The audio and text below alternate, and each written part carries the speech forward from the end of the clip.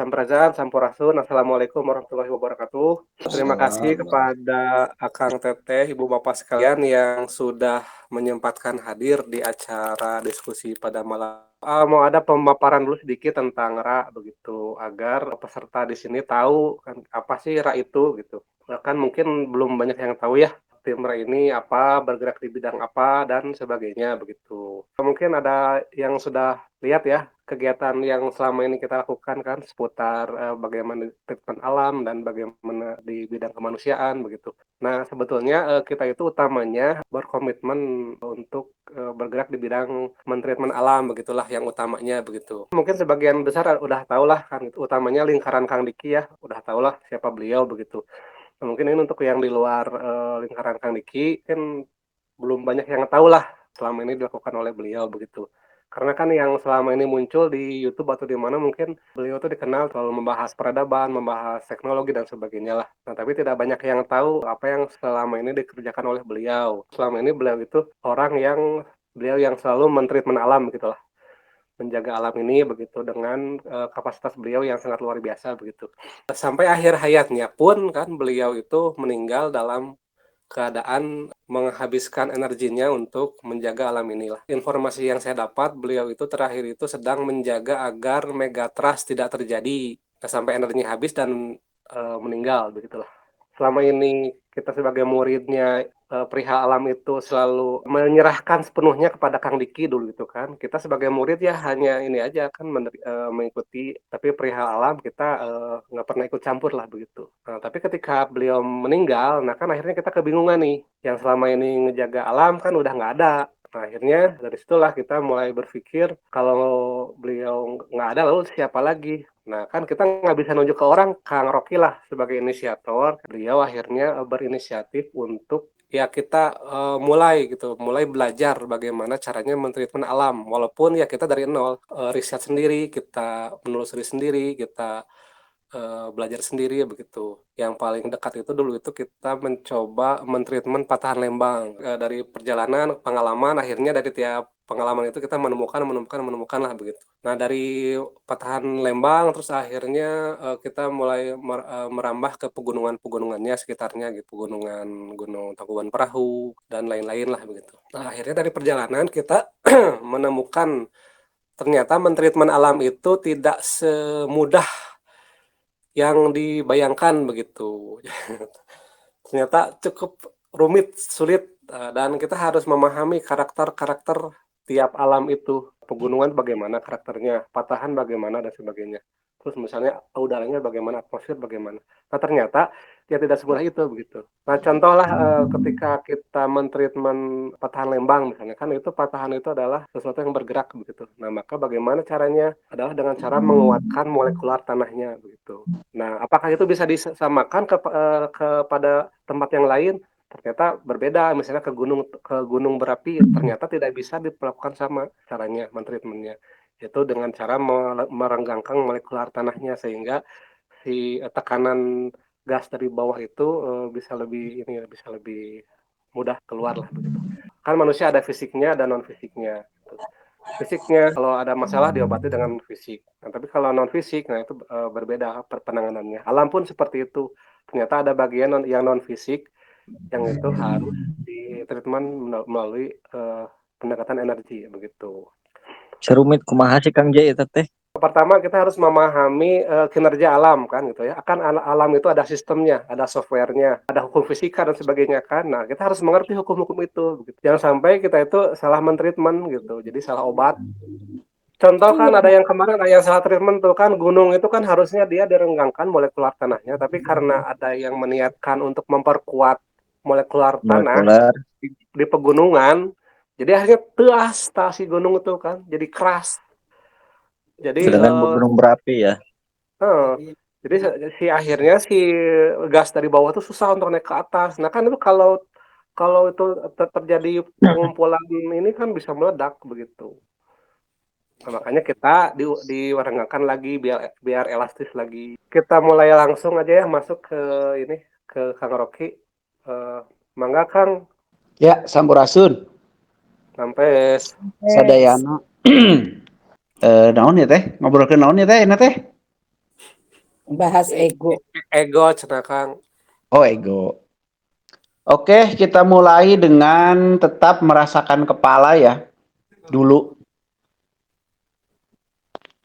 saya liatin ya nomornya satu-satu mana yang nggak ngerasain kepala.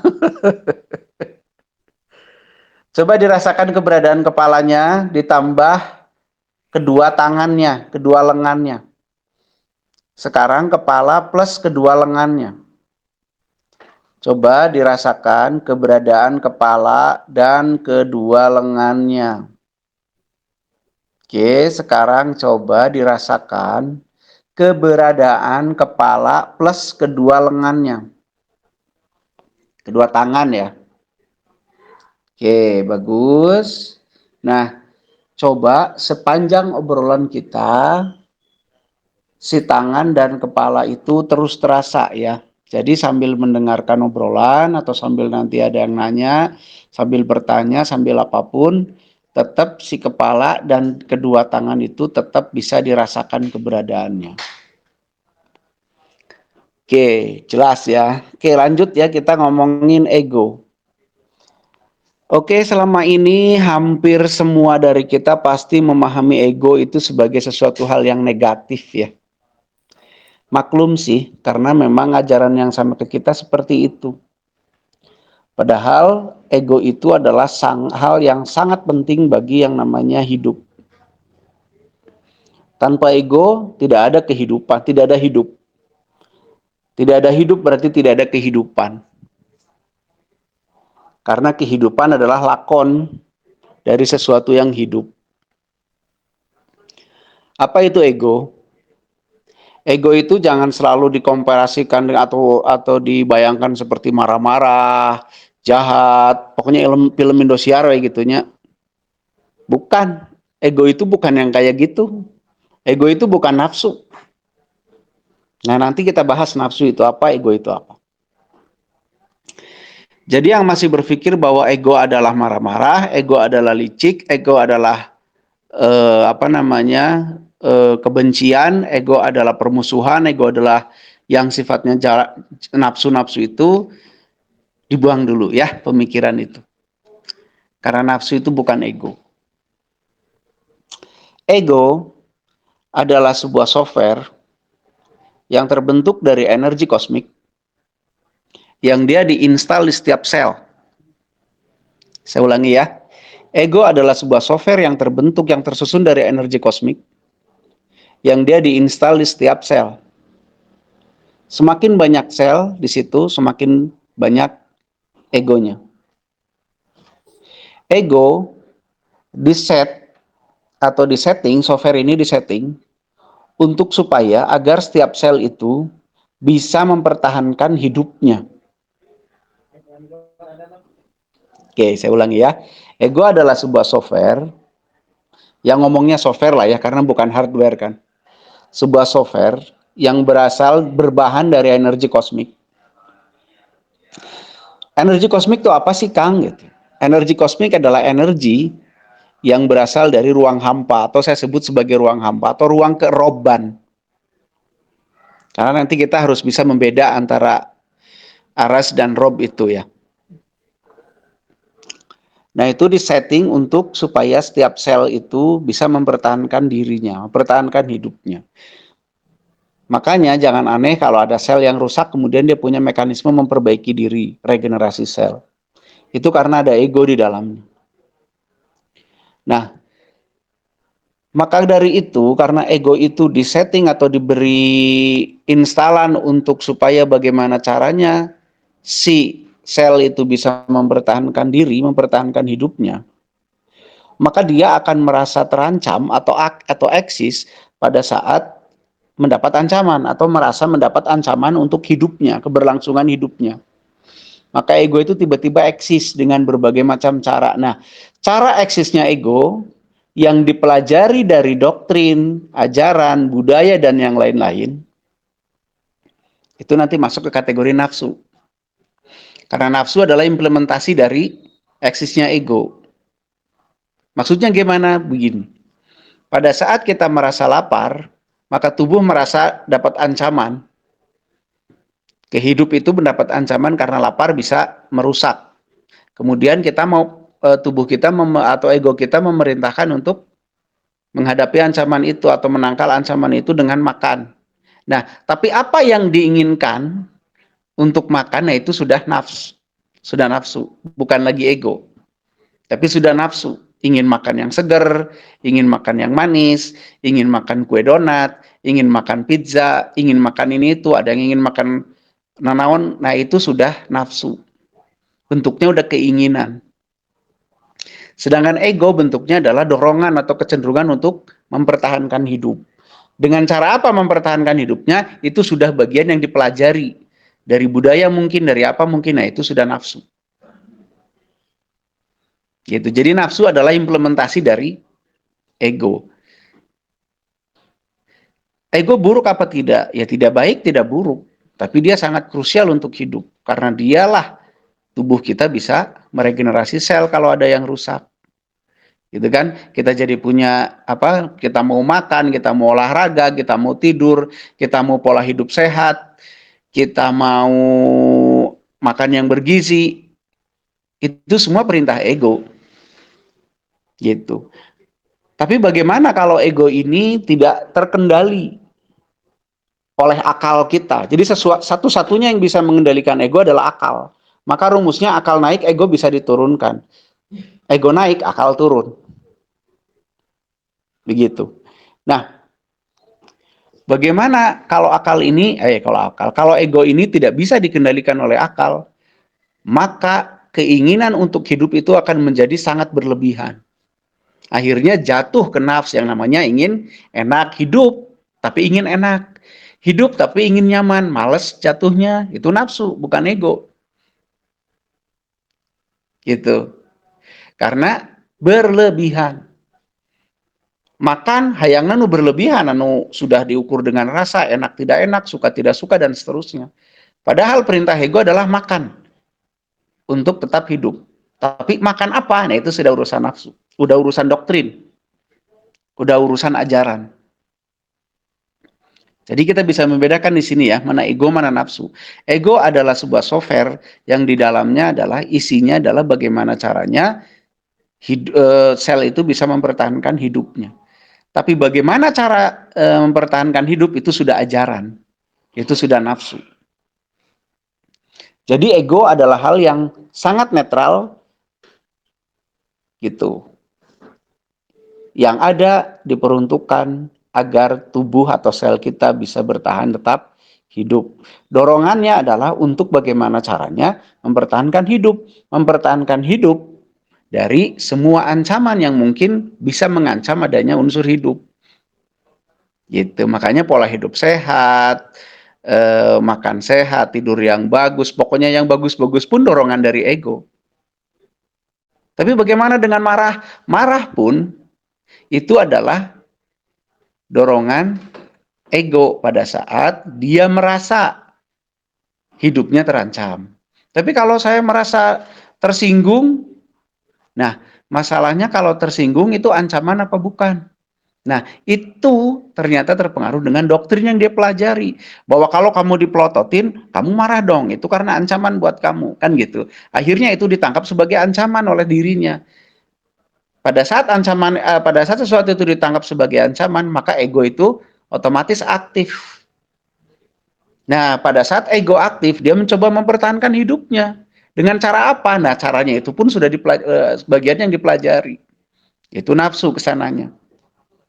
Makanya Nabi Muhammad SAW mengajarkan kita untuk mengendalikan si ego ini. Biar proporsional hanya sekedar untuk mempertahankan hidup. Makanya Muhammad SAW mengajarkan makan secukupnya, tidur secukupnya, gitu kan. Tapi kawinnya tidak secukupnya sih, kebanyakan kalau di zaman kita mah. Gitu ya. Nah, jadi pahami itu baik-baik. Mulai saat ini, jangan lagi berpikir ego itu hal buruk. Oh, egois kamu. Ya apa yang gak egois?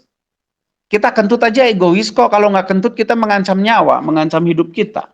Makanya kentut juga bagian dari ego. Nafas juga bagian dari ego. Kang Pepi J itu nggak pernah lo lupa nafas. atau males nafas gitu. Kenapa? Karena egonya mengajarkan atau egonya melakukan action supaya hidupnya tetap terjaga, makanya dia bernafas. Begitu. Jadi egois dong, hidup harus egois. Kalau nggak egois, contohnya orang sakit. Orang sakit metabolismenya kacau, sistem radar egonya juga kacau, makanya kehilangan dia nafsu makan kan. Dorongan untuk bertahan hidup kurang. Nah itu, kok bisa sih sovereign ego itu diganggu atau terganggu? Bisa, karena dia nanti pakuat pakai teh naon ya, pakuat pakai teh berkaitan dengan sistem-sistem yang lain, dengan metabolisme yang lain, metabolisme tubuh yang lain. Gitu. Yang jelas pemahaman ego pertama adalah ego adalah sebuah software yang disematkan di dalam sel supaya sel itu bisa bertahan hidup. Wujudnya adalah kecenderungan mempertahankan hidup. Nah, bagaimana cara mempertahankan hidup itu udah sesuatu yang dipelajari di setiap budaya mungkin beda. Di setiap agama mungkin beda. Di setiap daerah mungkin beda. Nah, sesuatu yang dipelajari itu nanti menumbuhkan keinginan. Nah, keinginan ini udah nafsu. Jadi kendalikan nafsunya, kendalikan. Ya ada ego mah memang ego mah netral-netral aja. Si nafsu ini yang berlebihan, tapi ego juga harus kendalikan. Kendalikan kalau bisa, jangan berlebihan. Keinginan mempertahankan hidup teh. Gitu. Makanya di bela diri saya punya prinsip, kita itu belajar membela diri, bukan menganiaya orang lain. Membela diri itu ukurannya sampai mana? Sampai ancamannya itu selesai. Kalau ancamannya selesai, musuhnya udah jatuh, udah jangan dipukulin. Itu nanti berubah dari membela diri menjadi menganiaya orang lain. Nah, di ego juga sama seperti itu.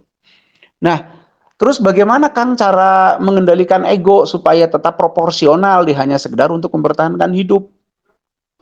Kita harus tahu kinerja ego bagaimana. Ego itu punya sensor. Sensornya apa? Sensornya adalah sesuatu yang dianggap mengancam hidup. Cuman permasalahannya, sesuatu yang dianggap mengancam itu adalah sesuatu yang diajarkan. Jadi setiap budaya mungkin beda. Di setiap tempat mungkin beda. Walaupun ada sesuatu yang pasti garis besarnya sama. Gitu. Tapi apapun, berarti kalau kita ingin mengendalikan ego, kita harus pahami yang sesuatu yang disebut sebagai ancaman. Misalkan Kang Diki punya moto, turunkan ego maklumi orang lain. Saya nanya, turunkan dari mana? Emang ego di mana? Di para diturunkan? Atau bagaimana proses menurunkannya? Saya yakin ini tidak dibahas. Karena kalau kita harus mengendalikan ego, kita harus paham dulu apa yang dikendalikan. Nyopirin mobil, harus paham dulu kinerja mobil. Mobil teh apa, kinerjanya bagaimana, sehingga nanti kita bisa mengendalikannya. Banyak orang yang ngomong di luar sana, turunkan ego maklumi orang lain, turunkan ego maklumi orang lain, pakai kaosnya gede tulisan anak.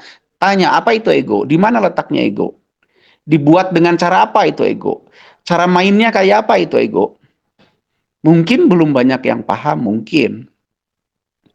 Nah, di sini kita pahami bahwa ego akan terpicu apabila diri kita merasa mendapat ancaman. Maka supaya kita bisa mengendalikan ego itu, kita harus memperhatikan ancamannya. Benarkah itu sebuah ancaman atau bukan? Atau memang kalau itu sebuah ancaman, ancamannya sebesar apa, segede apa? Itu semua kinerja akal. Bukan hanya pikiran, bukan hanya logika, tapi akal juga. Akal itu gabungan dari logika atau pikiran, intuisi, dan nurani. Jadi semua bekerja untuk menilai sesuatu yang dianggap ancaman ini. Apakah benar ancamannya sangat besar atau sebenarnya bukan ancaman? Misal contoh, saya kasih contoh begini. Kalau kita lagi duduk-duduk tiba-tiba ada orang yang ngelirik kita dengan nada lirikan beda misalkan. Kan tiba-tiba kita mungkin merasa terancam. Maka ego kita menyuruh kita mempertahankan diri dengan cara apa? Dengan cara waspada mungkin. Tiba-tiba kewaspadaan meningkat dengan orang itu. Karena dianggap ancaman. Apalagi kalau tiba-tiba orang itu ngeluarin peso. Mungkin ego kita menyuruh kita lari atau apa. Artinya pertahanan dirinya makin ditingkatkan lagi. Tapi coba kalau kita tahu tiba-tiba, oh dia ngelirik teh karena pecak teh namanya. Karena tilang gitu. Oh, berarti itu bukan ancaman. Nah, pada saat itu sesuatu yang tadinya kita kira ancaman berubah menjadi bukan ancaman, tentu ego kita juga berubah lagi penyikapannya menjadi oh, aman. Kecenderungan mempertahankan dirinya jadi tidak ada. Nah, begitulah mainan ego. Jadi kalau kita ingin menurunkan ego atau membuat ego itu proporsional, maka kenali ancamannya. Pakai akal. Kenali ancamannya. Pada saat itu ancaman, bagaimana proporsional menyikapinya. Kalau itu ternyata bukan ancaman, berarti bagaimana? Nah, pada saat akal kita sudah mampu menghadirkan data yang komplit, maka ego kita juga akan menyesuaikan diri. Nah, saat itulah kemakluman tumbuh. Entah itu pada orang lain, entah itu pada situasi, entah itu pada kondisi. Oke, jadi itu ya. Pertama, ego itu adalah sesuatu yang sifatnya netral. Dia hanya tahu mempertahankan diri, mempertahankan hidup. Nah, yang namanya nafsu adalah implementasi selanjutnya. Setelah ego ditambahin ajaran-ajaran jadi nafsu, jadi keinginan, jadi ini, jadi itu, macam-macam. Nah, cara mengendalikannya adalah dengan memperhatikan, menghitung yang dianggap sebagai ancaman. Menghitungnya dengan akal. Akal itu gabungan dari pikiran atau logika, hati nurani, dan intuisi. Nah, begitu ya tentang ego. Siapa tahu ada yang mau nambahin atau mau ngoreksi, silakan. Uleng, gitu kan, uleng. Ngopi. Tercengang-cengang, Bingung, Kang. bingung. Sok mangga, kumaha, ada yang mau nambahin atau bagaimana gitu? Kan kalau misalkan ya ada seseorang yang mengganggu misalkan dari WA atau apa, terus misalkan saya blokir karena saya ngerasa itu udah keterlaluan, udah merasa terancam. Saya blokir, apa itu eh, masuk egois, apa itu tidak netral atau gimana kan? Kan cek kurang oge, napas oge egois. Hmm, Dari teboga ego mah ada mal napas teneng horeha mah reha perangjuk mah capek make energi kan cicing we gitu modar atuh. Iya kan? Nafas itu juga bagian dari ego. iya, iya. Cuman kemudian apakah kegiatan memblokir itu sudah proporsional apa enggak, mungkin gitu lebih tepat ya Iya, bertanyanya ya. iya, betul. Iya, betul gitu kan. Wih. Gitu kan? Iya. Ya kalau proporsional nggak proporsionalnya itu tadi tergantung ancamannya Hmm, gitu. Kalau memang itu sangat sangat mengancam atau bagaimana ya pemblokiran itu mungkin proporsional. Tapi kalau seandainya tidak terlalu mengancam, ya itu teknik yang bisa menilainya gitu. hmm, Cuman yang jelas gini, kenapa ego atau nafsu itu harus dikendalikan? Ya agar proporsional aja. Karena kalau enggak nanti kita yang capek nurutin itu gitu, nurutin si nafsu itu. Karena nanti ujung-ujungnya, ujung-ujung kalau tidak terkendalikan tuh hayangnya nyaman. Bukan hanya sekedar ingin bertahan hidup, tapi ingin nyaman, ingin enak gitu. hmm. Gitu. Ya, jadi proporsional atau tidaknya teknik yang tahu, yang bisa mengukur ancamannya setinggi apa, segede apa, sedalam apa. Maka nanti proporsionalnya apa. Terus kalau sampai timbul rasa benci gimana, Kang?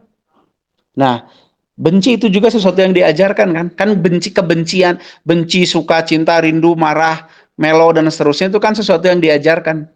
Iya, iya. Nafsu itu nanti larinya. Hmm. Karena sesuatu yang diajarkan. Tapi kebencian, dorongannya juga dari sesuatu untuk bertahan hidup. Cuman tidak proporsional, kemudian ditambahi lagi dengan doktrin-doktrin ajaran-ajaran yang dipunya. Lahirlah rasa benci, lahirnya rasa suka. Kalau cinta, kasih itu udah naturali, tapi kalau suka itu diajarkan. Nah, nanti Anda harus tahu apa bedanya cinta dan suka. Ada apa bedanya kasih dan sayang, Harus dan dibahas seterusnya. itu. Hah? Harus dibahas itu. Eh. Pegawai Sok tinggi mangga yang banget. lain gimana?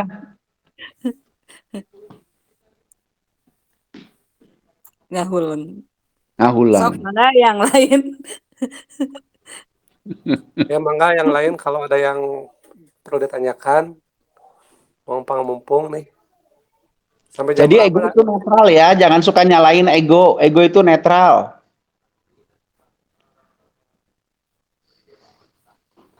Tidak netral apabila sudah berlebihan. Sudah menjadi nafsu. Sudah menjadi keinginan. Gitu.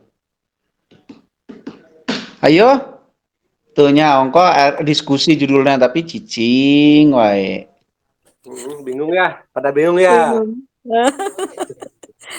Reset Teh Puji otak atau dulu, biasanya Kang. yang aktif? Ayo Teh Puji.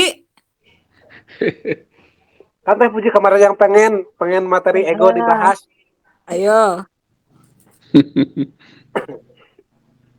Jadi Tidur ya, gini, tidur. Tidur. Tidur juga ego. Kang Rocky saya puji Siregar nih Kang. Tadi pakai Ya. sus kan, tuh kan.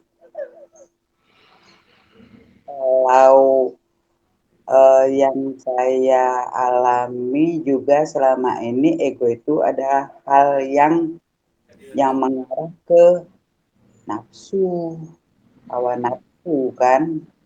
Berarti kan ego banget sih lu, ingin gitu kan. Nah, untuk mengetahui posisi ego itu masih di bagian otak ya Kang ya, software Ego itu di ya. setiap sel teh. Justru di setiap sel ya. Di setiap sel, bukan hanya di otak. Di otak memang banyak karena selnya juga banyak sekali kan di otak. Nah lo, Gitu. Jadi ego itu diinstal di setiap sel. ya juga sih, nalar juga karena kan tubuh kita bisa memperbaiki dirinya sendiri kan, misalnya Iya, luka betul.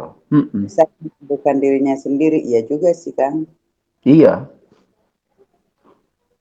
Jadi sekarang kalau disebut egois jangan marah ya. Dan nafas juga egois itu kalau nggak egois mah nggak napas. Saya sih nggak pernah marah Kang, saya tuh cuma ngomel. Ngomel. Nggak pernah marah, ngomel iya gitu. Kalau saya nyinyir teh. Itu keahlian saya nyinyir.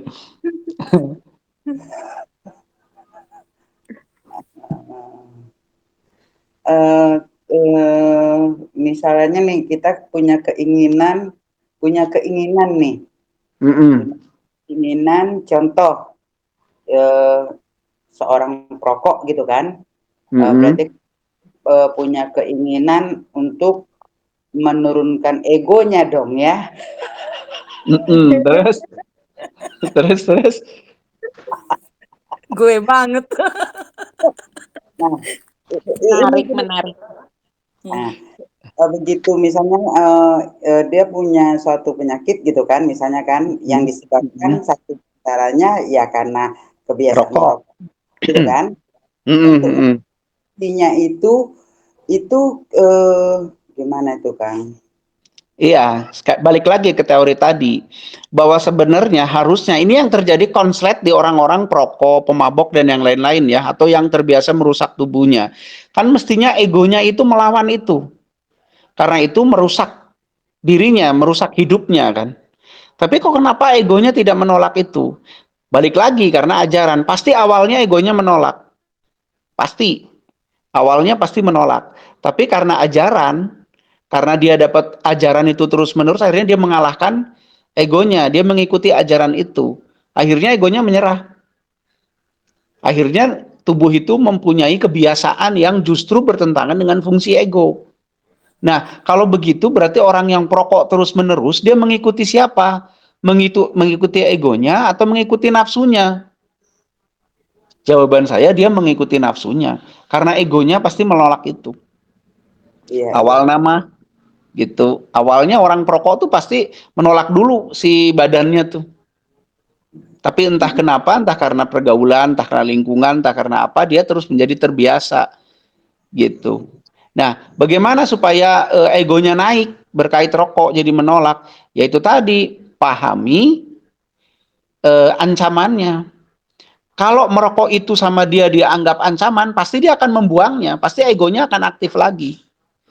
Tapi karena sudah tidak dipahami sebagai ancaman, para perokok kan malah memahami itu sebagai nikmat ya, bukan sebagai ancaman buat dirinya. Gitu. Ya akhirnya egonya tidak aktif karena dia sudah mendoktrin dirinya sendiri bahwa rokok atau kebiasaan-kebiasaan yang sebenarnya merusak itu sudah bukan ancaman lagi buat dia. Gitu. Malah cek teneng mah aduh lamun teu udud mah haseum. Gitu malah cenah. Sakau. Sakau. Nah, artinya kan proses merokok itu sudah tidak dianggap sebagai ancaman oleh dia. Makanya egonya tidak bereaksi lagi. Gitu. Coba kalau dirubah mindsetnya bahwa rokok itu ancaman, pasti egonya menolak lagi gitu. Ya salah sendiri itu ngebobodo ego sorangan.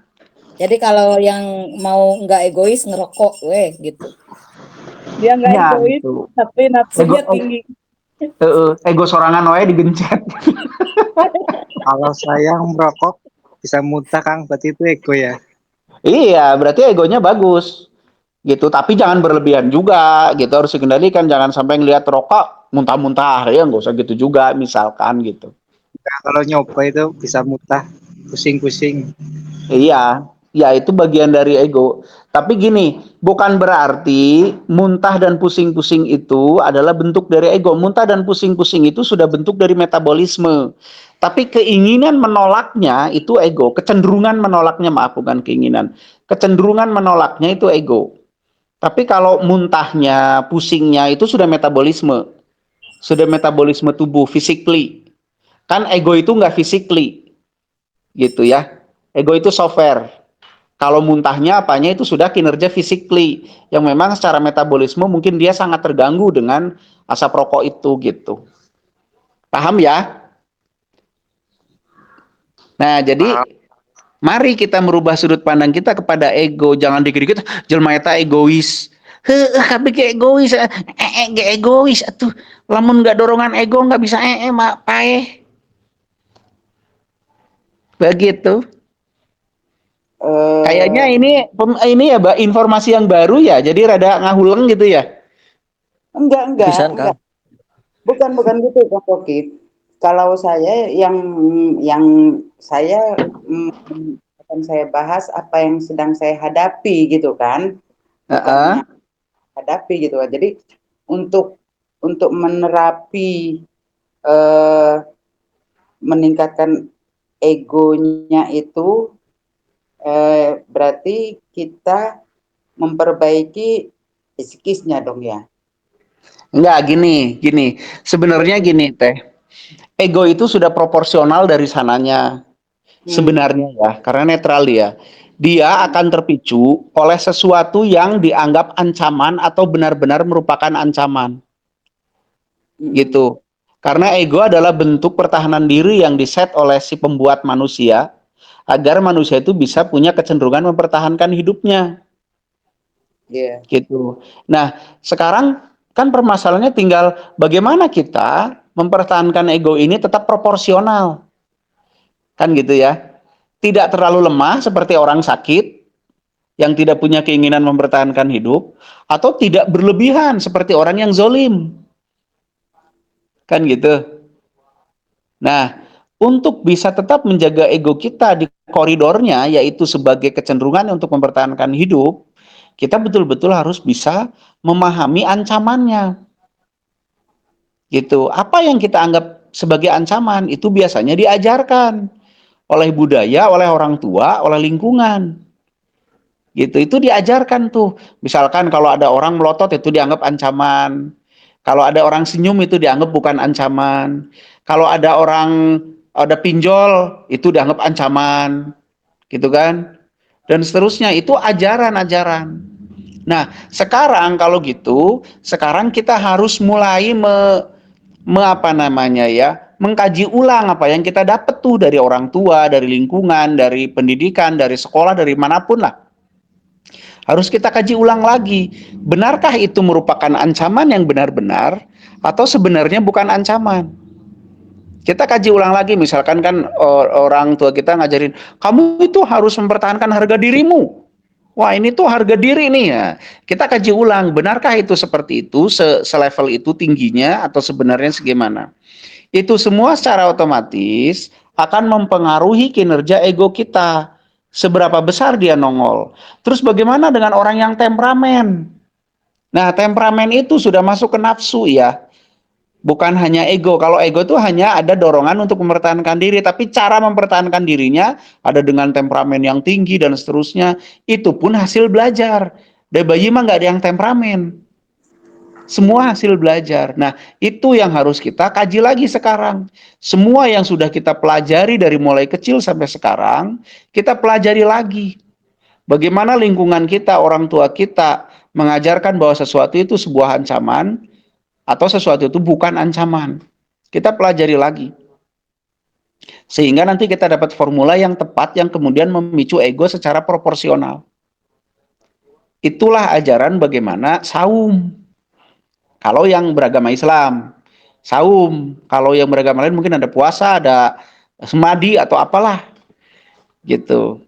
Ke situ larinya nanti bagaimana dia mempelajari, memperhatikan apa-apa yang dianggap ancaman. Kalau orang puasa kan lapar tuh. Pasti tubuh menganggap sebuah ancaman. Sadari si rasa lapar itu munculnya dari mana, kerjanya kayak apa, kemudian bagaimana membuat yang tadinya dianggap ancaman menjadi seperti bukan ancaman. Gitu. Makanya kemudian egonya bisa terkendali. Bukan pas buka terus malah ngamuk gitu kan. Ya begitulah. Nah mungkin begitu Teh Puji, kalau pertanyaannya bagaimana caranya mengendalikan ego supaya proporsional, ya jalan satu-satunya kita harus mengenali ancamannya. Berkait ancaman itu sesuatu yang diajari dan dipelajari. Berarti harus kita bongkar-bongkar lagi tuh doktrin-doktrin yang sudah ada di pikiran dan kehidupan kita. Begitu mungkin.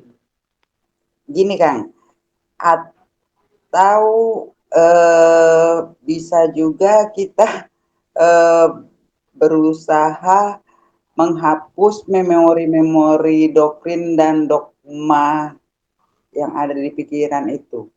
Nggak bisa, memori mah nggak bisa dihapus kecuali otaknya rusak. Saya waktu almarhum masih ada, Mbak, upgrade Mbak saya gituin. Terus? Mau Kang Dikinya? Tempat itu dibuang-buang aja.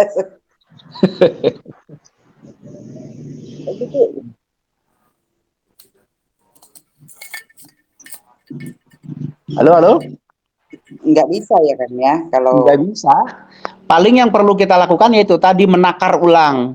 Apa iya yang seperti ini tuh ancaman yang luar biasa sehingga saya kok bereaksinya begitunya, sebegitunya gitu. Ditakar ulang lah dengan akal kita. Gitu. Makanya teorinya akal naik, ego turun. Ego naik, akal yang turun. Makanya kemudian Kang Diki mengatakan Anjana Ambika, Anjana Balgika kan gitu kan ya. Pada saat Anda marah, emosinya naik karena kecenderungan ego, maka akalnya akan turun menjadi bodoh. Gitu. Sip. Gitu. Yang lain yuk mangga. Kang Amsori, Kang Abdullah, Ibu Nur Hasanah.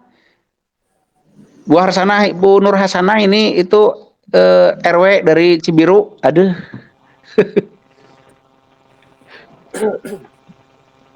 Sok mangga, ada yang lain? Ya silahkan kalau ada yang ditanyakan lagi, mumpung nih masih ada waktu, bentar lagi nih habis. Sebenarnya nih. Kang, Yuk. berarti ego itu bisa dicetak, bisa dibentuk sama mindset kita. Ya. Yang bisa disetting oleh mindset kita adalah pemahaman kita berkait ancamannya, Bu Nur. Kalau egonya tuh sudah settingan pabrik. Jadi prinsipnya kalau kita menganggap ancaman itu besar, maka ego juga akan besar. Pada saat kita menganggap ancaman itu kecil, maka ego juga akan biasa aja. Jadi kita nggak usah mikirin egonya karena itu sudah software, sudah paten dari sananya, kinerjanya, cara kerjanya begitu. Yang kita harus perhatikan, yang harus kita nilai adalah ancamannya, gitu. Tapi kan permasalahannya untuk menilai ini ancaman atau bukan, itu hasil kita diajari oleh kehidupan kita, Oke. gitu loh. Nah itu yang harus kita pelajari ulang tuh. Benarkah ini sebuah ancaman? Benarkah bukan? Jadi apakah ego bisa disetting oleh mindset? Tidak. Ego itu udah paten dari sananya begitu. Yang bisa dioprek di mindset kita adalah bagaimana cara kita memahami sebuah ancaman atau bukan. Begitu. Memahami sebuah ancaman ya. Iya, memahami sesuatu itu sebuah ancaman apa bukan. Misalkan kieu lah. Saya orang udah terbiasa hidup apa adanya atau secukupnya. Makanya pada saat sehari saya punya uang 10.000, itu saya nggak anggap sebuah ancaman. Maka ego saya biasa aja. Karena di dalam kehidupan saya itu bukanlah sebuah ancaman karena udah terbiasa dapat punya uang 10.000 sehari. Tapi bagi orang yang kaya misalkan tiba-tiba bangkrut, punya uang sehari 1 juta, yang tadinya 100 juta cuman punya uang 10 juta misalkan. Itu dia akan sikapi sebagai ancaman yang besar. Maka dia akan berbuat satakar kebek atau bagaimana caranya supaya ancaman itu menurut dia tereliminir gitu loh. Nah, mindset di situ kan bermain. Jadi ego itu lebih ke pengendalian diri atau gimana, Om? Ego itu lebih kepada, ini dari sifat dasarnya ya Bu ya. Ego adalah sebuah software yang dibuat untuk supaya tubuh itu bisa mempertahankan hidup. Gitu. Jadi settingan tubuh supaya tubuh itu bisa tetap bertahan hidup. Cuman bagaimana cara mempertahankan hidup itu nanti dipelajari di proses kehidupan dia. Nah, sesuatu yang dipelajari itu menjadi keinginan. Keinginan itu yang kita sebut sebagai nafsu. Jadi proses kehidupan. Kan Bu Nur pasti diajarin oleh orang tuanya bahwa yang kayak gini itu bahaya, yang kayak gini itu nggak bahaya, yang kayak gini itu bagus, yang kayak gini itu jelek, kan begitu ya. Nah, sehingga kita juga dari kecil diajarin, oh ini yang ancaman tuh kayak gini. Yang kayak gini bukan ancaman. Kalau orang melotot ke kamu itu artinya ancaman. Kalau orang senyum ke kamu artinya bukan ancaman. Kan kurang lebih diajarin begitu. Iya. Nah, itulah yang sekarang harus kita pelajari ulang. Benarkah setiap orang yang melotot itu ancaman? Bihung manehna teh memang gitu kan. Gitu. Jadi mari kita pelajari ancamannya. Benarkah sesuatu itu ancaman? Benarkah sesuatu itu bukan ancaman? Nah, mindsetnya kan di situ. Gitu. Itu otomatis akan memicu ego nanti. Kalau sesuatu itu secara mindset kita anggap ancaman, maka ego kita akan aktif. Pada saat sesuatu itu secara mindset kita anggap biasa aja, bukan ancaman, ego kita juga tenang-tenang aja. Gitu. Teorinya itu ya, Kang. Iya, teorinya gitu. Iya. Gitu. Kalau Bu Nur sakit perut misalkan, tergantung dianggap ancaman apa enggak. Kan aya jelema nu pirage nyeri saeutik terus kumaha asa panik gitu kan ya Bu Nurnya. Iya. Karena menganggap gering teh pipaeheun ya urang paeh ya. Jadi we. Tapi ada orang yang sakit juga ya biasa aja karena menganggap tidak terlalu jadi ancaman, ya biasa we jika teneng geus batuk ngarokok we gitu. Ya ngana biasa aja nganggapnya. Bukan ancaman. Nah, mindsetnya di situ yang harus kita pelajari, memang harus kita kendalikan. Ya, nuhun Kang. Oke, sip, sami-sami. Yuk, mangga, yang lain. Pung masih ada waktu sampai jam berapa ini Kang Jay? Emangnya tergantung Akang sih. Kan kalau yang sebelum-sebelumnya kan kita sampai setengah 9. Begitu. Ya sok mangga lah, sampai jam 9 juga nggak apa-apa. Sok silahkan, tapi aktif yang lain ya. Yang nanya bebas, bukan hanya bab ini, silahkan bab apa saja. Selama saya bisa jawab, saya akan jawab. Selama saya bisa jawab loh ya. Sok mangga. Untuk mengendalikan, memahami itu sepertinya kan butuh kecerdasan. Apa itu ada hubungan dengan energi, dengan akselerasi tubuh? Ya iyalah atuh. Kan otak kita memahami juga perlu catu daya, perlu listrik, perlu energi.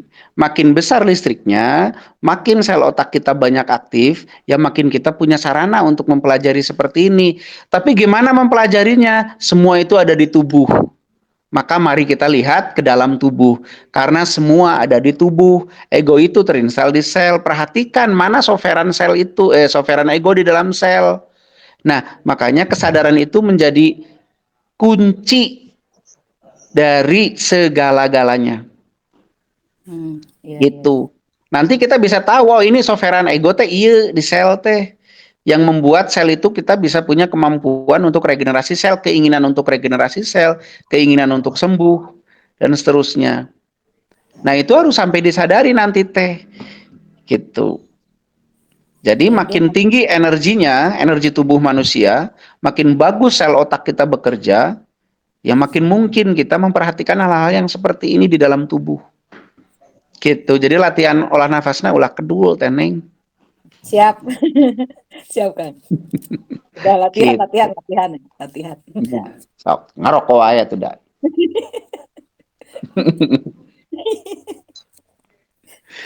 Yuk yang lain bapak-bapak jangan cuman mendengarkan saja. Kang, dari saya tuh Kang. Ya, gimana Son? Berarti Kang untuk mengetahui sesuatu itu ancaman atau bukan kita teh harus tetap sadar ya Kang. Nya heueuy sare mah moal nyaheun ai di dieu. Ya, terus lamun misalnya malawu gitu apakah aktivitas otak apa kumanya Kang? Maksudnya si malaweungna. Ya, jadi kan kadang-kadang kita teh lagi fokus dengan kadang kan latihan gitu ya Kang. Lagi Heeh. fokus tiba-tiba berapa detik meleng gitu Kang. Nah, apakah itu Ya. bagian dari otak apa kumaha gitu? Iya, iya karena fokus kan ada di otak. Jadi pada saat otak kamu tidak berada di dalam kesadaran membahas satu hal yang lebih dominan, maka otak kamu saat itu berada di bukan titik fokus, keluar dari titik fokus. Makanya malaweung. Karena titik fokus banyak yang dibahas tapi dangkal. Jadi tidak ada yang termemorize, makanya nggak inget apa-apa. Pada saat malaweung teh. Begitu. Misalkan dirinya ke latihan sambil ningali nu lain-lain kan, ningali kadituna henteu 100%, latihan teu 100%. Jadi kaditu ngambang, kadieu ngambang. Jadi tidak ada yang termemori dengan baik. Itulah malaweung. Ya kadang di jalan oge apalagi di tempat kerja pasti sok gitu ya Kang ya. Nya. Jadi malaweung itu kegiatan otak iya, kondisi otak di mana dia tidak berada di satu titik yang lebih besar daripada titik yang lain gitu. Jadi pada saat perhatian kita tertuju kepada banyak hal gitu, pada banyak hal yang betul-betul tidak disadari, ya malaweung jadina. Makanya yang namanya fokus itu adalah pikiran dan perasaan berada di satu hal gitu. Perasaan juga kan kerja otak, pikiran ya kerja otak. Nanti lu lebahna doang nu beda mah. Emang dirinya sok malaweung sok? Kadang-kadang Kang sok kadang-kadang Karena ngeblank mau bating pinjol gerak hirup teh. survei letter Kang. Sony. Siap Ya, Kang, Son. senun Kang. Ya Kang. Son. Mangga yang lain? Kang, ego sama emosi. Kurang denger, mungkin lebih dekat lagi. Ego sama emosi sama nggak itu, Kang? Beda, ego sama emosi itu beda. Ego itu adalah kecenderungan tubuh atau kecenderungan untuk mempertahankan hidup. Sedangkan emosi adalah sesuatu yang diajarkan atau sesuatu yang kita pelajari berkait penyikapan. Begitu. Emosi itu bukan hanya marah ya. Emosi itu bisa suka, bisa rindu. Itu juga emosi. Jadi emosi adalah penyikapan yang kita pelajari, ekspresi yang kita pelajari. Itu emosi. Kalau ego adalah dorongan untuk mempertahankan hidup.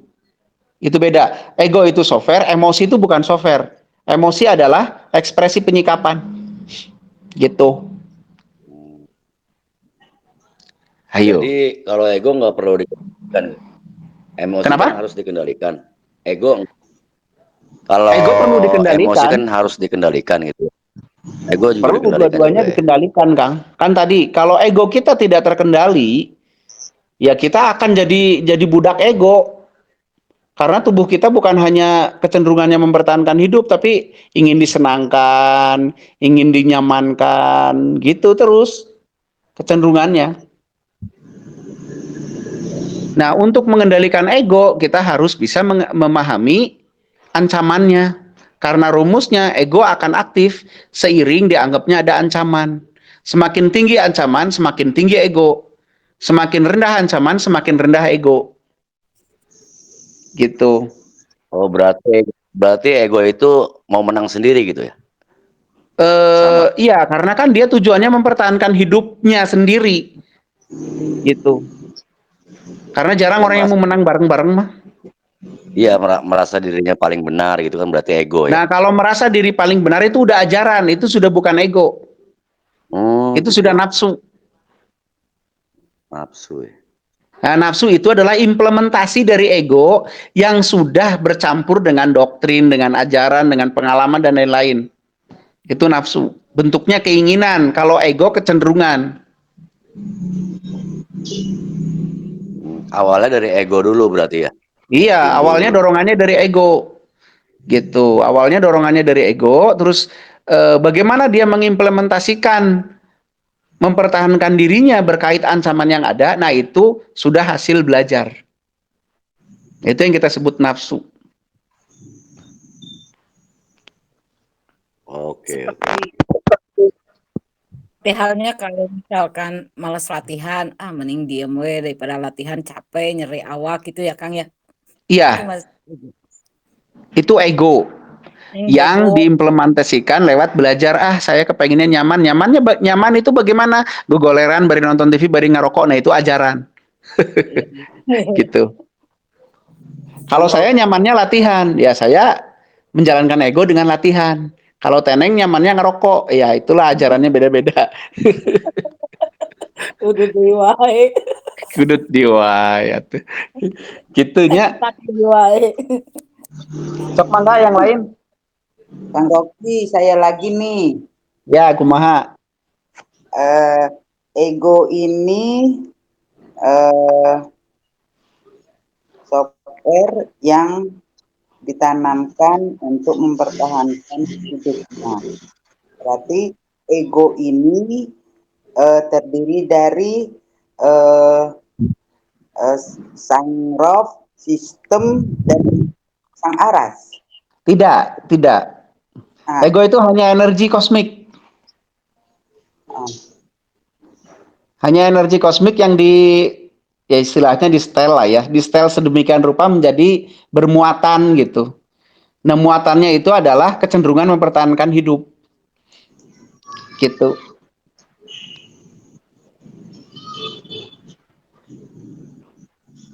Halo. Mudeng. Pelan-pelan, Kang. Oke. Jadi gini. Oke, saya beri contoh. Misalkan Teh Susi pernah nerapi orang kan ya? Puji. Oh iya, Teh Puji itu kan pernah nerapi orang. Ya. Nah, nerapi kan pakai energi metafisik. Misalkan. Nah, energi metafisik itu kan ku Teh Puji teh disetel menjadi bermuatan. Muatannya apa? Muatannya misalkan untuk menyembuhkan sakit flu, untuk menyembuhkan sakit apa gitu kan ya. Artinya energi yang tadinya netral kemudian dilepas oleh Teh Puji dengan disetting untuk bermuatan menjadi menyembuhkan ABCD. Ya kan? Maka energi yang Teh Puji lepas itu nanti akan bekerja atau akan aktif sesuai dengan muatan yang dimasukkan itu. Betul? Halo?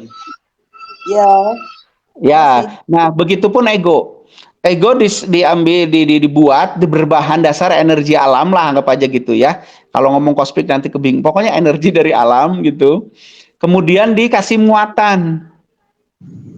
Dikasih niatan, dikasih fungsi. Nah, kemudian dia akan berfungsi sesuai dengan fungsi yang diinstalkan itu. Gitulah. Jadi memang sedikit nggak ada hubungannya sih dengan dengan Rob atau dengan Araz gitu. Sedikit nggak ada hubungannya. Kalau toh semua itu pasti ada hubungannya. Semua ada hubungannya kalau mau ditarik hubungan mah. Cuman secara spesifik dia adalah sebuah energi yang kemudian disetting dan diberi muatan. Yang bahasa kasarnya kita sebut software lah gitu. Gitu. Mulai masuk Mulai pelan-pelan. masuk ya. Iya, syukurlah. Masuknya pelan-pelan, keluarnya jangan terlalu cepat ya. Nyangkut di otak dulu, masuk ke telinga kanan, nyangkut dulu di otak. Nggak Syukur usah aku. telinga kiri. Yuk, yang lain, mangga. Kalau kita Iya, ini aku tutupin. kalau kita tidak berhasil bertahan hidup, berarti yang gagal egonya ya kan? Ini yang mana dulu nih? Teh Titin dulu atau yang AA dulu? Siapa aja boleh. Sok AA dulu atau tadi? Kalau kenapa A? Kalau kita tidak berhasil hidup, berarti yang gagal egonya ya? Bukan. Bukan. Karena ego itu nggak ada hubungannya tentang berhasil atau tidak berhasil bertahan hidup. Ego adalah kecenderungan untuk mempertahankan hidup. Pada saat kita gagal mempertahankan hidup secara sistem, secara kemampuan fisik dan seterusnya, itu bukan urusan ego. Ego udah nge-warning, ego udah nyuruh. Tapi pada saat kita gagal berarti ada upaya yang belum sesuai gitu. Kayak AA dikejar anjing. Udah disuruh lari, pekte larinya karena tidak terlatih, jadi eleh, jadi kalah, kegigit sama anjing. Ya bukan salah egonya, salah AA tidak pernah melatih tubuhnya gitu. Ya, oke. Ya, Kang. Ya gitu ya. Ya. Oke, Teh Titin, gimana? Kang, kalau kan soalnya banyak juga tuh. Kalau kemelekatan tuh sama dengan ego nggak, Kang? Katanya kita nggak boleh melekat banget gitu katanya selama di dunia ini. Iya atau enggak? Pertanyaannya gimana? Pertanyaannya gimana? Kemelekatan itu sama dengan ego nggak sih, Bang? Beda. Kemelekatan itu bukan ego. Kemelekatan itu adalah ajaran. Walaupun tetap semuanya juga berhubungan dengan ego. Tapi kemelekatan bukanlah ego. Gitu. Tapi sudah ekspresi dari ajaran, rasa memilikinya berlebihan. Gitu. Kenapa orang mempunyai rasa memiliki? Karena dengan rasa memiliki dia merasa nyaman, merasa aman. Nah, merasa aman ini menghilangkan ancaman. Maka dia egonya tidak aktif di situ. Artinya tubuhnya sudah merasa hidup atau merasa tidak ada yang mengancam hidupnya dengan memiliki ini. Nah, ada hubungannya dengan ego. Jadi ego tidak aktif. Gitu loh. Pada saat ininya hilang, dia merasa terancam, egonya aktif. Nantinya jadi merasa tidak aman, tidak nyaman. Nah, kemelekatan itu adalah rasa memiliki yang berlebihan. Kan begitu ya. Tapi kalau pertanyaannya apakah kemelekatan itu ego? Bukan. Tapi dia juga terimbas dari ego. Begitu. Karena kemelekatan itu adalah sesuatu yang diajarkan, sudah ekspresi. Gitu, Teh. Berarti melekat itu nggak boleh ya? Terserah sih. Saya sedang tidak membahas boleh tidak boleh, tapi itu tidak baik. Karena kenapa tidak baik? Karena pada saat yang melekat itu nanti tidak melekat lagi, kita akan merasa terancam. Gitu. Nah, pada saat merasa terancam, maka ego akan naik. Ego naik, nanti ada ekspresi dari ego naik. Misalkan bagaimana cara mempertahankan supaya si yang melekat ini tidak sampai lepas, kan begitu ya? Iya. Nah, itu yang nanti jadi ada prahara. Nanti akan lahir penderitaan, akan lahir kesulitan, akan lahir kesusahan. Sedangkan sulit dan susah itu berbeda. Sulit itu teknis, susah itu rasa. Derita itu adalah pilihan rasa. Wah, itu panjang lebar nanti kesananya bahasannya. Makanya kemelekatan itu tidak perlu. Bukan baik tidak baik, tidak perlu gitu. Malah bisa menjadi jebakan Batman supaya kita nanti masuk ke dalam kondisi di mana kita merasa tidak aman. Pada saat si kemelekatan itu hilang gitu. Contohnya apa ya, Kang? Contohnya suami lah. Udah punya suami belum, Teh Titin? Belum. Atau susah nyontoinnya. Pacar. Udah putus. Duit, duit. Duit ya ada. Nah, pada saat kita menganggap kalau Teh Titin punya duit, nyaman nggak rasanya? Ya, Nyaman, ego tidak macam-macam ya, karena menganggap tidak ada ancaman, betul tidak? heeh. Nah, tapi pada saat kalau di doktrin Teh Titin bahwa rasa nyaman itu atau aman itu hanya ada kalau ada duit, pada saat duit itu pergi, maka saat itu juga Teh Titin menganggap diri Teh Titin tidak aman. Betul nggak? Bener. Tidak aman artinya ada ancaman kan? Ya, Nah, saat itulah ego naik. Bagaimana caranya? Balik lagi, ancaman itu hilang. Bisa nganjuk pinjol, ngutang pinjol, korupsi, apa segala macam akhirnya. Karena ya, ego mah bagaimana caranya supaya ancaman itu menjadi bisa ditanggulangi. Caranya menanggulanginya tergantung yang dipelajari oleh Teh Titin selama hidup. Kalau Teh Titin kenalannya pinjol doang, taunya pinjol doang, pada saat ada ancaman berkait uang, Teh Titin larinya ke pinjol. Kan gitu. Kalau Teh Titin bisa ngingu tuyul, maka Teh Titin akan ngingu tuyul. Nah, gitu. Gitu loh. jangan Masalah sampai lah. kemelekatan begitu. Tapi beda hukumnya, beda kejadiannya kalau Teh Titin tidak punya ajaran bahwa misalkan Teh Titin punya ajarannya gini, ada uang nggak ada uang, saya biasa aja. Maka ada uang Teh Titin biasa, nggak ada uang juga tidak dianggap sebuah ancaman. Maka akan biasa aja. Nggak pikir tiba-tiba, aduh nyari dukun kemana ya yang bisa ngedatangin uang cepat. Nggak mikir kayak gitu. Gitu loh. Paham ya masalah kemelekatan ini ya? Iya, iya. Oke, sip. Yuk, yang lain. Ya, makanya yang lain nih, sekarang udah jam 8:30 lebih nih. Sok yuk. Bebas sampai jam 9 weh, sok. Mangga. Mau Bang Kang Rokinya masih semangat? Nah, silakan. Ada waktu. Ya, Kang, bedanya ego sama intuisi apa sih? kenapa? Ego sama intuisi. Atuh beda tuh. Nanti dibahasnya lah. Ego kan udah dijelasin tadi dari awal. Ego itu Intuisi sosok deh. yang gini. Ya, beda tuh ya. Beda embe jeung kuda. Yuk, yang lain, mangga.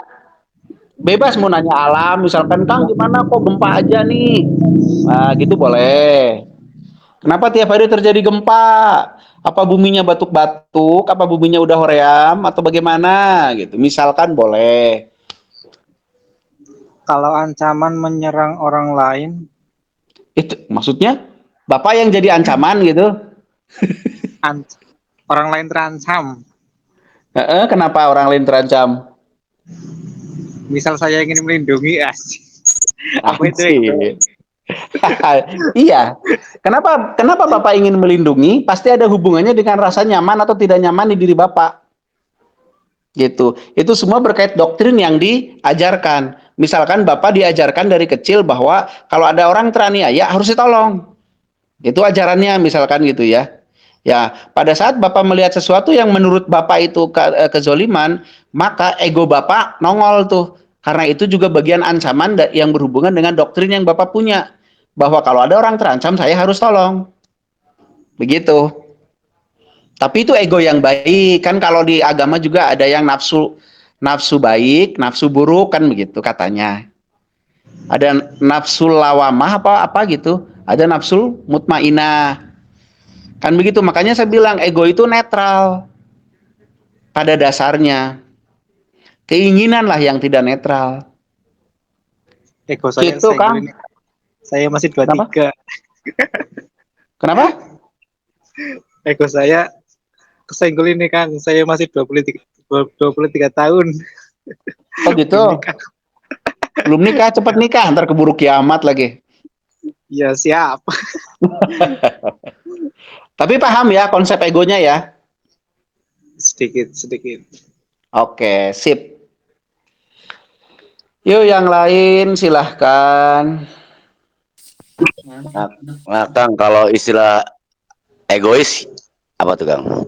Egois adalah sebuah tindakan yang didasari berdasarkan ego. Makanya bernafas juga egois karena sebuah tindakan, sebuah perilaku yang didasari atas ego. Nafas, makan, minum, tidur, pola hidup sehat, apapun yang berhubungan dengan mempertahankan hidup itu adalah egois. Nah, jadi memang kita selama ini sudah salah kaprah dengan kalimat egois. Gitu. Menurut saya loh ya. Karena kita semua egois, cari kerja juga egois, makan egois, ibadah kepada Tuhan juga egois. Gitu. Jadi bersifat ego, ya memang iya. Yang tidak baik itu pada saat ego itu tidak proporsional. Gitu, Kang. Halo? Halo? Kamarana ya? Itunya dihidupkan dulu, Kang. Kang Amsari, siapa bersantai ya? Iya Kang, paham. Soalnya saya Kang ya? sering dibilang sama temen, dasar lo egois lo gitu. Itu Iya, saya juga kadang bingung. iya. Karena memang harus diakui ya, pemahaman kita tentang ego itu memang masih kacau. Berarti beda pemahaman gitu kali dia. Iya, beda. Kan pemahaman umum mah yang namanya egois itu sesuatu yang zolim itu. Iya. Padahal enggak. Gitu. Zolim itu udah masuk perilaku, udah masuk ekspresi. Gitu. Oke. Merawat alam juga masuk egois ya, Kang? Termasuk karena kan kita ingin hidup. Ya. Teh Neng dengarkan diri karena kereta gak egois. Masih Karena ingin tetap hidup. Gitu. Kamu egois nggak mau bunuh diri. Gitu. Bener ya Teteh? Pas pisan ya, Kang? Iya. Kok ngerokok terus sih? Ya kan saya tidak egois. Oh bener. Biar nggak egois kan? Ya bener. Tapi bodoh sih. Jadi maksudnya Kak Titi itu dirubah. Saya turunkan ego saya, tolong maklumi saya ya. Ya gitu. Nah itulah ego ya. Ya kenapa? Gini, bagi saya pribadi, misalnya saya dari lubuk hati yang paling dalam, saya memang belum Berapa kilo itu dalamnya Teh? entah sedalam lautan, entah berapa kilo. Yang paling dalam soalnya. Paling saya belum mampu mentreatment alam. Setidaknya saya mentreatment diri saya dulu sendiri ya, istilahnya kan. Ya bagus. Kesadaran itu gitu kan. Iya. Yang sudah saya lakukan itu selama saya masuk ke lingkarannya Mbak Titi itu blending. Oh ya dah blending gitu kan. Saya sendiri nanya, saya ngapain nih blending gitu kan. Akhirnya saya lakukan, coba saya rasain dulu misalnya angin seperti saat saya mulai blending itu tidak ada angin, coba deh. Nah sekarang ada motor, jangan-jangan Teteh lagi blending nih. Nggak ada motor di sini. Suara motor lewat. Iya. Berarti tempat saya itu mungkin tempat saya Oh nggak ada. iya. Terus. Akhirnya, loh saya ini ngapain sih sebenarnya gitu loh Kak. Ya itu tanyakan kepada yang ngajarin lah. Saya tidak berkompeten menjawabnya. Iya terus. Tapi saya boleh memberi arahan dikit nggak Teh? Iya mau banget dong. Oke, pertama pastikan yang kita rasakan yang menggerakkan tangan kita itu, apakah itu energi aura kita sendiri atau energi di luar aura kita sendiri? Itu pastikan dulu aja itu. Jangan sampai kita menduga itu energi alam, padahal itu energi aura kita sendiri. Siap. Kalau sudah salah paham di situnya, kesananya ngaco banget gitu. Iya. Jadi kan biasanya saya lihat teman-teman yang blending itu kan bergerak-gerak tangannya ya. Ada yang sampai Walaupun muter kami Kang, ada yang muter-muter, ada yang guling-guling gitu kan. Nah, saya dulu waktu di Hikmatul Iman juga diajarin itu sama Kang Diki, walaupun namanya waktu itu belum blending, namanya baru kepekaan. Nah, tapi secara basic saya paham karena saya pernah belajar, walaupun karena saya tidak pernah ikut pelatihan, maka saya tidak berani mengomentari itu, bisi offset gitu ya, takutnya offset. Kan saya berpesan aja bagi teman-teman yang melatih itu, pastikan dengan pasti apa yang menggerakkan tubuh Anda, apakah itu aura Anda sendiri atau energi alam. Kalau energi alam, saya mau tanya, alam yang mana? Gitu. Apakah alam itu planet atau ruang lingkup di situ, atau planet, ataukah tata surya, apakah galaksi, atau yang mana? Begitu. Nah, ini pastikan dulu di diri kita, di diri Teteh kalau melakukan itu, betul-betul dirasakan. Ini energi saya sendiri, aura saya sendiri, atau energi alam. Karena kalau energi alam di satu tempat, pergerakannya kurang lebih akan mirip, betul tidak Teteh? Misalkan cuman berjarak, orang berjarak 1 meter, 2 meter, harusnya pergerakannya nggak akan jauh beda kan energi alam di situ. Betul. Kalau jaraknya cuma 1 meter, 2 meter, ya nggak? Ya. Nah, tapi gerakannya pada beda-beda, jauh gitu bedanya antara satu orang dan yang lain gitu. Makanya saya kemudian menjadi berasumsi, jangan-jangan mereka akan pergerakan aura mereka sendiri. Nah, kalau itu mah beda-beda tiap orang gitu. Iya. Nah, takutnya, ini mah takutnya ya, padahal yang baru kita rasakan aura kita sendiri, kita ngakunya itu energi alam. Nah, takutnya gitu doang.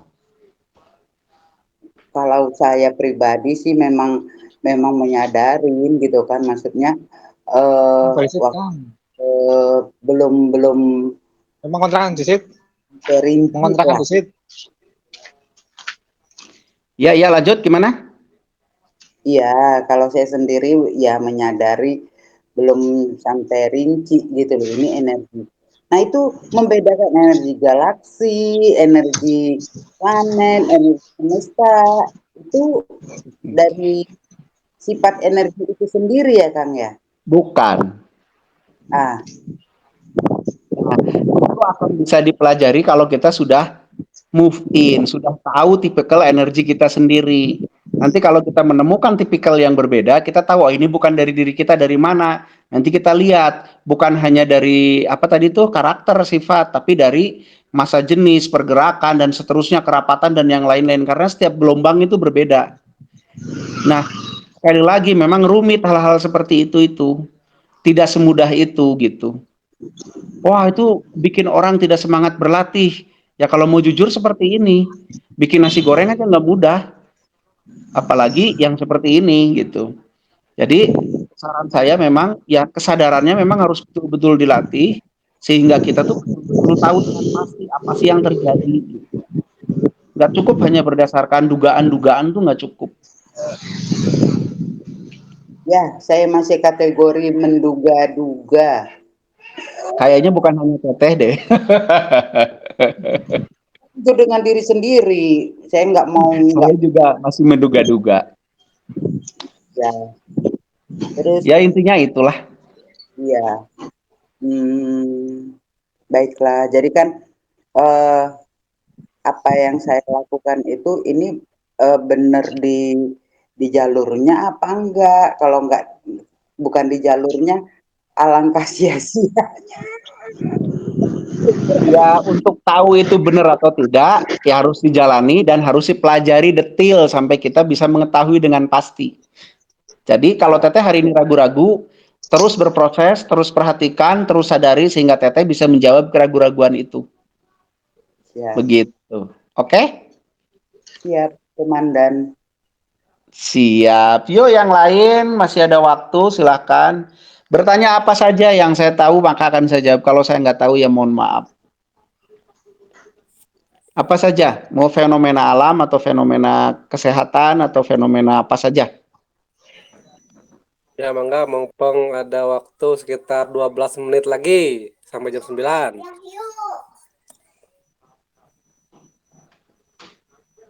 Kan Jadi intinya ini ya Kang, kenali saja dulu diri sendiri secara utuh ya Kang. Ya, itu basic. Gak usah Itu basic. mikirin dulu yang jauh-jauh dulu. Iya terserahnya. Airek mikir mama nggak Bebas wae sih ya. bebas. Bebas ya tamu. Suri deh, kos nu ngarti. Ya takut ngerti. Biasa yang lain mangga, ayo silahkan bahas apa saja boleh. Ya sok mangga yang lain mungkin ada yang mau nanya tentang sekarang banyak yang gempa, kenapa atau apa gimana gitu, ayo. Kalau di Jambi sih lagi kabut asap, Kang. Ya itu derita lo. Di Jakarta juga, emang nggak kena ya di sana? Ya karena kan itu efek dari kehidupan sendiri, jadinya derita lo itu mah. Jangan minta Enggak, dibersihin kan nggak udaranya. ada yang bakar-bakar. Nggak ikut bakar-bakar tapi kebagian asapnya ya. Iya, Nah itulah derita lo Kalimantan juga beneran. kena. Iya, ya derita lo lah itu Maya. Ayo yang lain. Nah, Kang, kalau di sini di daerah saya kan tinggal di Lombok nih, di Ya, Nusa Tenggara Barat. Ini sering ya. sering sering terjadi gempa itu, Bang. Itu Mm-mm. kira-kira gimana tuh? Oke, kalau Lombok itu Sering ada banget. 2 jalur magma di dalamnya banyak ya, bukan banyak besar. Jadi kalau kemungkinan di Lombok itu kalau kenapa sering gempa salah satunya dari perjalanan gempa itu. Cuman kalau perjalanan magma itu. Tapi kalau yang gempa sekarang-sekarang yang terjadi, kalau itu sekarang-sekarang ya, kalau itu yang sekarang-sekarang yang terus-terusan tiap hari, itu karena ada sedang pergeseran lempeng di benua, terutama di Eurasia sama Indo-Australia. Ya nanti carilah sendiri googling mana itu bentangan Indo-Australia, mana Eurasia. Dan itu memang sedang bergerak, masih bergerak. Nah, itu yang kemudian nanti dikhawatirkan memicu terjadinya megatrust.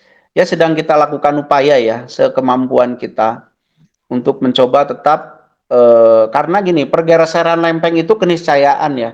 Karena bumi kita kan berotasi dan berevolusi. Maka kemudian akan terjadi tarik-menarik gelombang elektron antara bumi kita dan planet-planet yang lain. Nah, belum tekanan dari inner core. Inner core juga punya tekanan sehingga memang memuai bumi kita itu. Memuai, bukan hanya karena putarannya, karena tarik-menarik gelombang elektronnya, pun karena tekanan dari inner core. Jadi memuai. Karena memuai, maka seluruh lempeng ini menjadi lebih besar. Nah, pergeseran ini yang pada saat ini itu mengakibatkan gempa. Nah, pertanyaannya apakah itu harus dicegah? Jangan. Itu keniscayaan planet. Kalau dicegah malah tidak akan seimbang. Nah, terus bagaimana treatmentnya? Nah, rumit. Treatmentnya harus menyeimbangkan antara tekanan dalam dan tekanan permukaan planet. Bukan rumit jadinya kan, tidak cukup sekedar niat. Jadi kita harus seimbangkan antara tekanan yang ada di inner core dan tekanan yang ada di mantel terluar planet, yaitu kerak bumi atau permukaan bumi. Caranya bagaimana? Harus ada tubuh seseorang yang mampu menjadi katalisnya. Gitu. Nah, Jadi itu. tekanan atmosfer dan tekanan inner core itu kita jembatani untuk disetarakan lah kurang lebih atau diseimbangkan. Nah, jadi gempa-gempa yang terjadi akhir ini itu dari tektonik kebanyakan pergerakan lempeng saja. Begitu itu alami normal. Itu hal normal. Begitu. Nah, mungkin bagi yang belum tahu inner core itu apa sih? Inner core itu inti bumi. Inti bumi itu apa? Inti bumi itu adalah logam padat yang bercampur dengan sejenis batuan dan beberapa benda-benda lain yang di dalamnya itu listrik. Jadi planet kita itu dalamnya itu adalah logam yang berputar. Gitu. Nah, itulah yang menghasilkan panas bumi, menghasilkan gelombang elektromagnetik yang membuat bumi kita tetap berada di edarnya. Itu hasil kinerja dari inner core itu. Yang didinginkan oleh magma. Begitu. Jadi di Lombok kemudian Jawa dan sebenarnya bukan hanya Lombok, nanti ke Bali, ke Jawa semua juga itu satu urat dari Eurasia dan Indo-Australia itu yang sekarang memang sedang memuai, jadi wajar itu banyak gempa. Itu kalau yang sekarang. Gitu Kang, pindah aja tuh Kang. jadi terima aja gitu ya, nggak ada ya, jadi apa diterima aja gitu ya, diwaspada paling enggak kan gitu, jadi Ya nggak tahu juga gimana lagi. Ya bikin rumahnya aja jangan yang rentan gempa lah gitu. sering banget di sini. Ya itu karena itu. Karena Lombok sebenarnya dulu kan menyatu dengan Bali ya, deket Bali ya.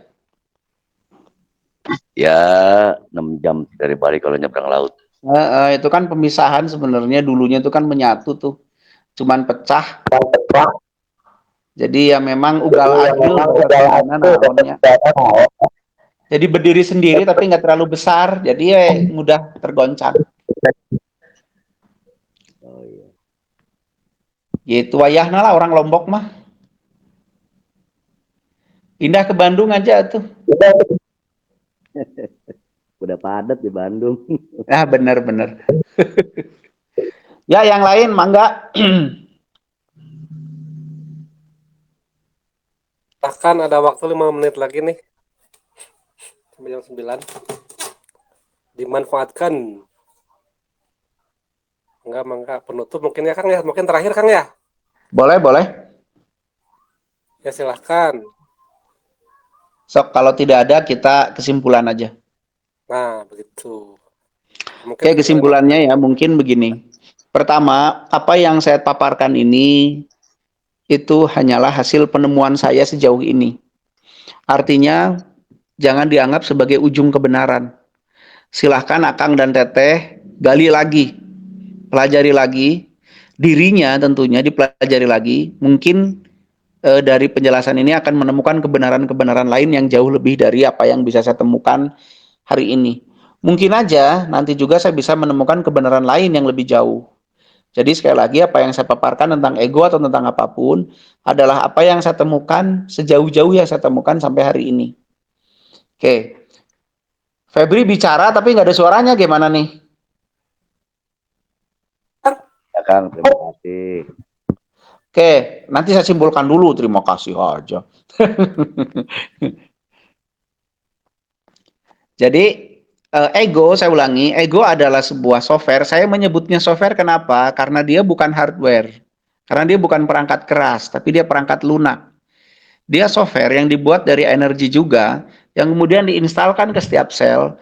Tujuannya adalah agar sel itu punya kecenderungan untuk mempertahankan hidupnya. Itulah ego. Tapi bagaimana cara mempertahankan hidup, itu semua dipelajari. Makanya cara mempertahankan hidupnya atau cara beregonya kemudian tiap orang beda-beda. Nah, cara untuk berego itulah yang kita sebut sebagai nafsu. Wujudnya keinginan. Kalau ego, wujudnya kecenderungan.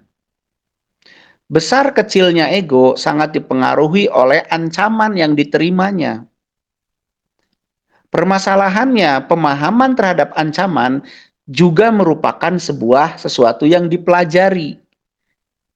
Maka dari itu, kalau kita ingin bisa mengendalikan ego kita, maka kita wajib bisa mengetahui ancaman yang ada. Karena kalau sesuatu itu dianggap ancaman, maka ego akan bangkit atau akan aktif.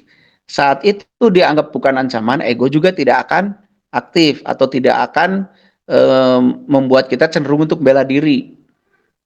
Nah, kemampuan kita mengasah akal kita untuk memahami ini ancaman atau bukan, itulah kunci keberhasilan kita untuk mengendalikan ego kita tetap proporsional. Begitu. Mungkin itu aja, Kang Jay. Oh iya, siap Kang. Karena waktunya udah hampir jam 9 ya.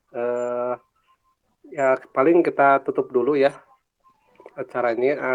Sebelumnya saya ucapkan terima kasih kepada Kang Rocky yang sudah memaparkan begitu banyak ilmunya kepada kita. Ya mangga kalau mau pada ini istirahat. Turun nuhun. Mangga samprazan, sampurasun. Assalamualaikum warahmatullahi wabarakatuh.